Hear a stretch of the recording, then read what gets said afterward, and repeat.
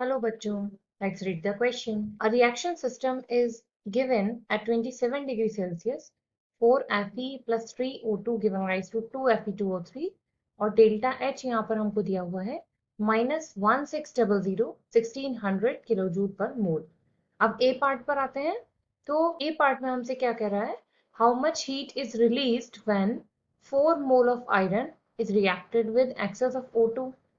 B part में हमसे कह रहा है how much heat is released when 1 mole Fe2O3 is produced.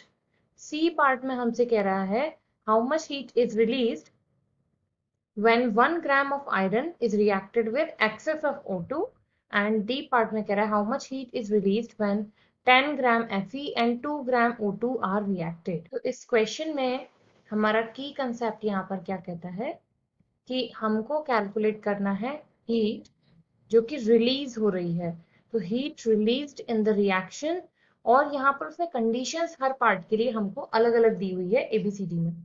तो हम लोग पहले ए पार्ट के लिए बात करते हैं। क्वेश्चन के ए पार्ट में उसने जो हमको गिवन है 4 mole iron with excess of O2, लेकिन उससे पहले हम लोग एक बार और अपनी इस इक्वेशन पर नजर डालते हैं।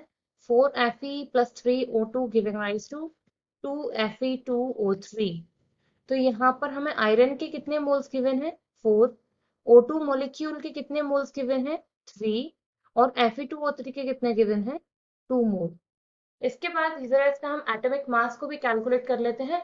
तो आयरन का एटॉमिक मास होता है 55.85, और क्योंकि ऐसे उसने हमको 4 एटम्स यहाँ पर लिखे हुए हैं, तो हम लोग इसे कैलकुलेट कर लेंगे। इसका एटॉमिक मास आ जाएगा 23.4 ग्राम। सिमिलरली एक O2 मॉलिक्यूल का मास होता है मॉलिक्यूलर मास 32, और यहाँ पर क्योंकि हमें 3 गिवन है, तो हम लोग यहाँ से कैलकुलेट कर लेंगे 96 ग्राम। अब वापस से बात करते हैं ए पार्ट पर। How much heat is released when 4 mole iron is reacted with excess of O2। उसने यहाँ पर एक कंडीशन कर दी है कि आयरन तो 4 मोल ही है, लेकिन उसने ऑक्सीजन को एक्सेस कर दिया है। ऐसे में क्या होता है कि जो एक कम पड़ जाता है उसको हम बोलते हैं लिमिटिंग रिएजेंट। तो यहाँ पर एक्सेस में ऑक्सीजन है, तो ऑक्सीजन मॉलिक्यूल्स की तो कमी है नहीं। आयरन की कमी होने से ये हमारे लिए क्या बन जाएगा, लिमिटिंग रिएजेंट। तो इसकी कमी होने की वजह से क्या होगा, जितना रिएक्शन में रिक्वायर्ड था अमाउंट, उतना ही Fe2O3 यहाँ बनेगा और उतनी ही हीट रिलीज होगी। तो पहली वाली इक्वेशन में 4Fe जब रिएक्ट कर रहे थे 3O2 से, तो यहाँ पर कितनी हीट रिलीज हो रही थी, -1600 किलो जूल पर मोल। तो अब भी यहाँ पर यही होगा कि 4 मोल Fe के रिएक्ट करेंगे, बचा हुआ ऑक्सीजन यहाँ पर लेफ्ट रह जाएगा, और जो हमारी हीट है वो कितनी हो जाएगी यहाँ पर, -1600 किलो जूल पर मोल। ये हीट हमारी यानी कि एंथैल्पी हमारी यहाँ पर सेम रहने वाली है। सेकेंड पॉइंट पर आते हैं हम। How much heat is release when 1 mole Fe2O3 is produced. अब इक्वेशन पर ध्यान दो, पहले 2 मोल्स Fe2O3 बन रहे हैं, उस टाइम पर कितनी हीट रिलीज हो रही है 1600। तो अगर 1 मोल Fe2O3 बनेगा तब कितनी हीट प्रोड्यूस होगी, तो मैं यहाँ लिख देती हूँ 2 mole Fe2O3 produces or releases heat 1600 kilo joule per mole. तो फिर यहीं से 1 मोल कितना बनाएगा, 1 मोल Fe2O3 जो हमसे पूछा जा रहा है इस बी पार्ट में, ये जस्ट इसका हाफ कर देगा, -800 किलो जूल पर। ये हो जाएगा हमारा सेकंड आंसर। थर्ड वाले पर आते हैं। सी वाले पार्ट में कह रहा है how much heat is released when 1 gram iron is reacted with excess of O2। तो एक्सेस O2 को देखकर आपको पता चल गया कि यहाँ इसकी कमी तो है नहीं, सिर्फ आयरन की कमी होनी है, और बात कर रहा है 1 ग्राम की। तो अभी हमने यहाँ पर जो हमें गिवन था इक्वेशन, वहां कितना आयरन का मास गिवन था 223.4 ग्राम। तो बस उसी से हम लोग बात करेंगे सी वाले पार्ट में, कि अगर 223.4 gram of iron releases heat कितना, क्वेश्चन में गिवन है 1600 किलो जूल पर मोल। तो फिर वो किसके लिए मांग रहा है हमसे, 1 ग्राम ऑफ आयरन के लिए मांग रहा है।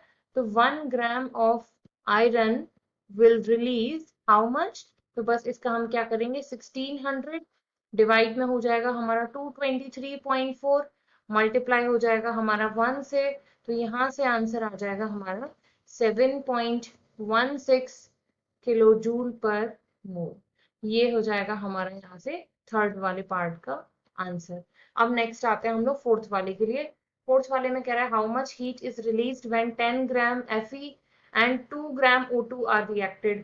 पहले वाले में कितने दिए हुए हैं हमको, 223.4 ग्राम Fe और 96 ग्राम O2। इस डी वाले पार्ट के लिए मैं वापस से इक्वेशन लिख लेती हूँ कि हमें यहाँ पर दिया हुआ था 4Fe plus 3O2 giving rise to 2Fe2O3, और यहाँ पर हमको दिया हुआ था 223.4 ग्राम Fe, और ये कितना दिया हुआ था 96 ग्राम।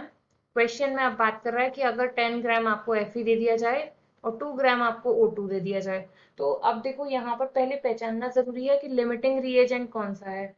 हम उसी को कंपेयर करते हुए हमेशा हीट तक पहुंचते हैं। तो मैं जरा यहाँ पर इस तरीके से लिख सकती हूँ कि 96 ग्राम O2 को कितने मॉलिक्यूल्स चाहिए थे आयरन के, 223.4 ग्राम ऑफ Fe। इतना ग्राम Fe उसे रिएक्शन के लिए चाहिए था। तो फिर 2 ग्राम O2 को कितना आयरन की जरूरत होगी, तो 223.4 डिवाइडेड बाय 96 मल्टीप्लाई बाय 2, तो ये यहाँ से आ जाएगा हमारा 4.43 ग्राम। अब देखो यहाँ पर 4.43 ग्राम तो हमें चाहिए था आयरन, और क्वेश्चन में उसने हमको कितना दे दिया 10 ग्राम, तो मतलब आयरन हमारे लिए एक्सेसिव है। अब लिमिटिंग रिएजेंट क्या रहा हमारे लिए O2। तो बस इसी से हम लोग यहाँ कंपेयर करते हुए लाएंगे कि 96 ग्राम ऑफ O2 रिलीजेस हीट, कितना रिलीज कर रहा है 1600 किलो जूल पर मोल।